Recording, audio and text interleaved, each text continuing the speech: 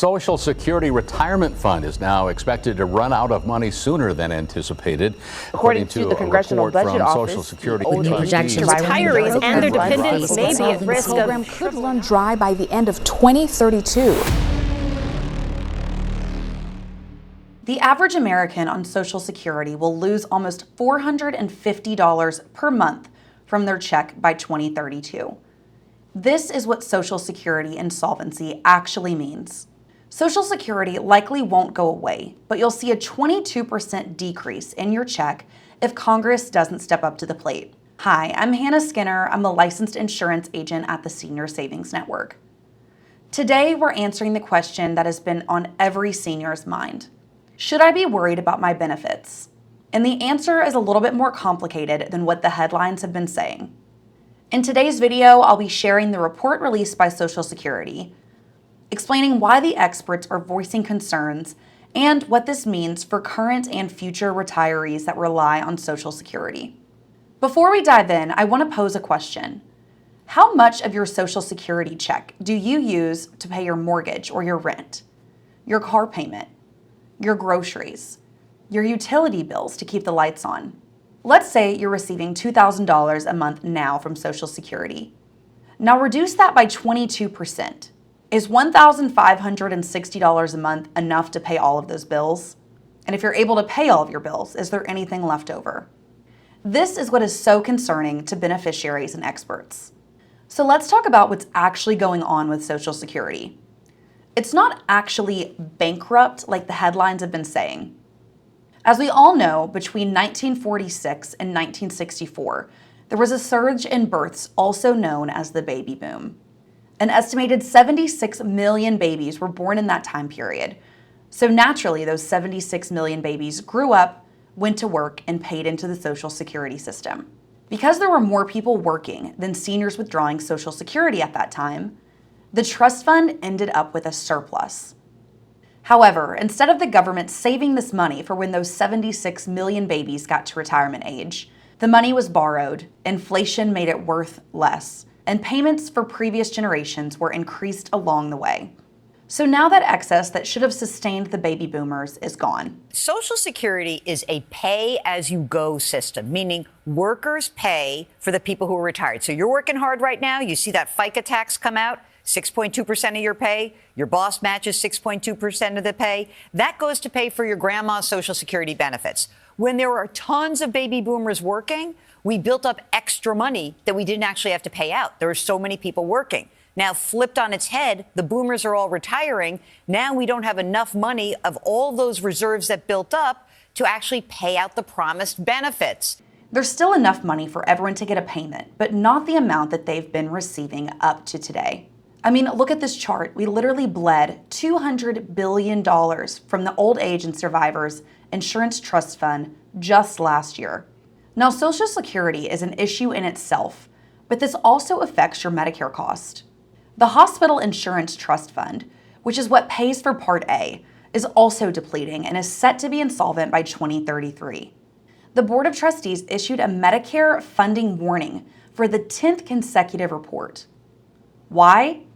Because more than 45% of Medicare's costs are increasingly being funded by general federal revenues rather than dedicated Medicare taxes.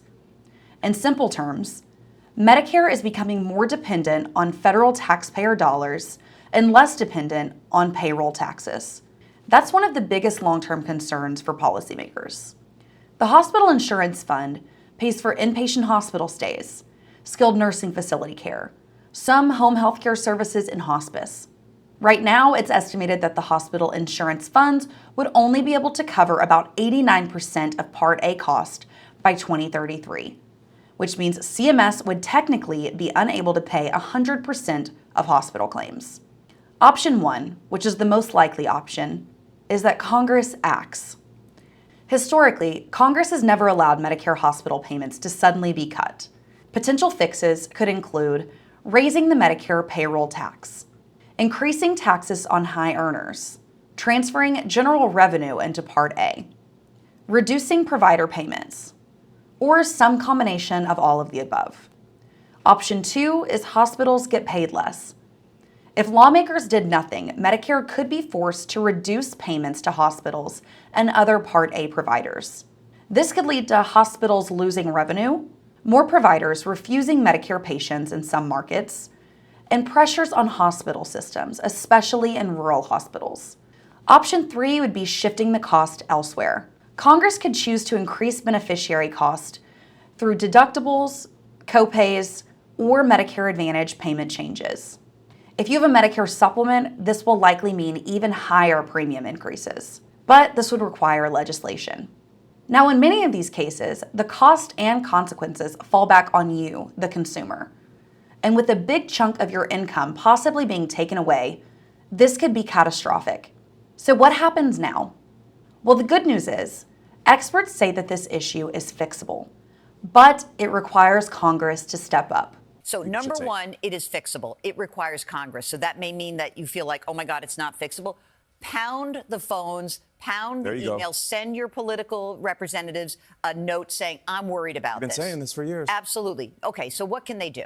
They can actually increase the amount of money on which FICA taxes are paid. That's the wage base. It can go from about $184,000. We could lift it to, say, $300,000. I know, not going to make a lot of people happy, but we have to pay for the system. We could actually say, hey, you know what? People have to work longer. But again, this is a tough one because if you are a blue-collar worker and I'm saying, yeah, you got to work till you're 75, that doesn't make so much sense. You're probably asking, what can I do to get ahead of this? Well, first, you can contact your state representatives in Congress. Join us in doing what we were elected to do. Legislate on hard issues and protect the Lifeline program like Social Security for our kids and grandkids. Because we do not have a shortage of ideas. What we lack is a will to do it. Second, you can start lowering your monthly cost that you have right now. Shop around to see if your phone company has the lowest rate. Some companies, if you've been with them for years, when you call them and ask for a lower rate, they might offer it to you. Shop your car and home insurance. Most companies have mature driver discounts, low mileage discounts, and defensive driving course discounts. Make sure you're getting the best bang for your buck. Look for energy assistance programs like the Low Income Home Energy Assistance Program to help with utility cost. Take advantage of senior tax exemptions. Use your senior discounts. Most businesses have them. And what we can help you with is lowering your monthly Medicare premiums. If you're on a $300 a month Plan G or F, you need to be shopping around for better rates. All Medigap plans are federally standardized, so changing to a cheaper company with the same plan does not change your benefits. Or maybe it could be time to look at a Plan N or a high deductible G to get lower premiums. We have many videos on our page discussing these plans, and we'd be more than happy to go over them on the phone with you. Just give us a call. Before we wrap up, I want to leave you with one more important thought. The Social Security and Medicare reports are not predictions that these programs will disappear. They're warnings that action needs to be taken sooner rather than later. The reality is that millions of Americans depend on Social Security and Medicare every single day. Many retirees built their entire financial plans around these benefits, and any reduction would have a major impact on households across the country. That's why it's important for you to stay informed. Pay attention to what's happening in Washington, and make sure you're doing everything that you can to strengthen your financial situation today. While we can't control what Congress does next, we can control how prepared we are. Please take a look at your monthly expenses. Review your cost. Make sure you're not overpaying. And if you haven't reviewed your Medicare supplement or Medicare Advantage plan in a while, now is the time to see if there are better options. You might not be able to health qualify in 6 years when you can't afford your $400 Plan F. If you'd like help reviewing your Medicare coverage, my team and I at the Senior Savings Network would be more than happy to help. The consultation is completely free and will walk you through your options so that you can make the best decision for your situation. If you found this video helpful, be sure to give it a thumbs up, subscribe to our channel, and make sure to turn on the notifications so you don't miss any Medicare and retirement updates. And I'd love to hear from you in the comments.